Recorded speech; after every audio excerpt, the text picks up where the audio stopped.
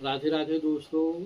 आज श्रीमद् भागवत का कृष्ण कथा के दूसरे भाग के साथ उपस्थित हूँ। कल का आपको सुंदर प्रसंग कैसा लगा आप ज़रूर बताइएगा। भगवान नारायण का जरूर चिंतन करें। ज्येष्ठ अधिक मास को पुरुषोत्तम मास भी कहा जाता है।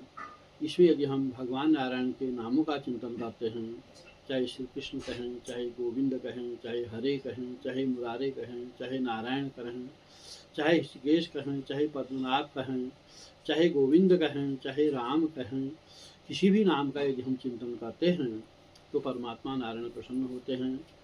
सुबह स्नान के पश्चात आप चाहें हम लोग विचार करें तो ओम नमो भगवते वासुदेवाय इस मंत्र का भी हम प्रेम पूर्वक जप कर सकते हैं, उच्चारण कर सकते हैं, ध्यान कर सकते हैं, मनन कर सकते हैं।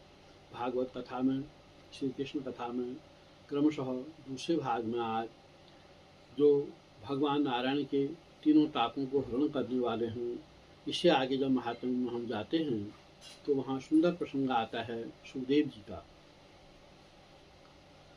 सुखदेव जी 16 वर्ष की जब आयु के हुए तो वन गमन करने के लिए पैदा होते ही तत्काल जाने लगे। बड़ा सुंदर श्लोक आया है, ध्यान देना।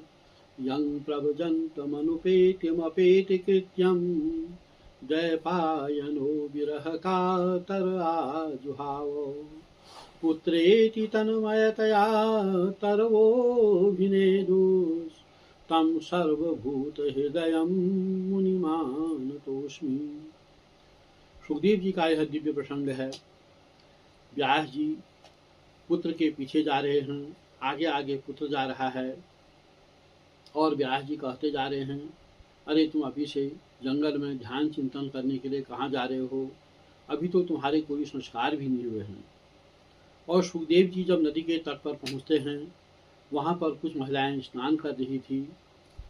वो जब सुखदेव जी को देखती हैं, उनके दिव्य दर्शन करती हैं और जब आगे सुखदेव जी के पीछे हुए व्यास जी विलाप करते हुए जाते हैं तो वृक्षों के द्वारा सुंदर उत्तर दिया गया है कि अरे व्यास जी, वह भगवान नारायण का चिंतन करने के लिए जा रहे हैं, तपस्या करने के लिए जा रहे हैं, आप उनको क्यों रोक रहे हैं।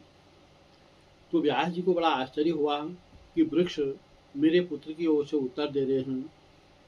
तो तब उन्होंने बताया कि यह सब में परमात्मा को देखते हैं, चाहे वृक्ष हो, चाहे छोटा जीव हो, चाहे बड़ा जीव हो, चाहे पत्थर हो, चाहे पत्र हो, चाहे पुष्प हो, वह किसी में भी परमात्मा का स्वरूप देखते हूँ।